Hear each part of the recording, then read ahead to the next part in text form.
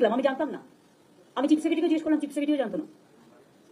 প্রাথমিক স্তরের semester, the policy decision education, যখন you are education minister, but please remember, if there is a new policy decision, please consult আস।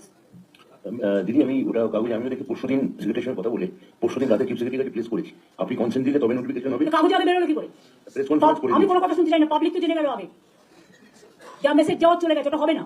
ঠিক আছে দিদি। চারজন অ্যাডভাইজার সিদ্ধান্ত নিয়ে বলে দিল, আর হয়ে গেল। বাচ্চাগুলোর আমি চাই ভার কমাতে, তাদের ব্যাগ কমাতে। ওদের যদি আমরা ভার বাড়িয়ে দিই, এমনিতেই পড়াশোনার ভার এখন খুব বেশি, ওইটুকু বাচ্চারা কথা বলতেই পারে না, টুইঙ্কেল টুইঙ্কেল লিটল স্টার বলতে পারে না। তাদের পড়ানো হয়, শেখানো হয়, তো সেমিস্টার বলবে। একটা 1 এর বাচ্চা কি সেমিস্টার দেবে? না 2 এর বাচ্চা কি সেমিস্টার দেবে? কলেজে যেটা চলে স্কুলে সেটা চলে না।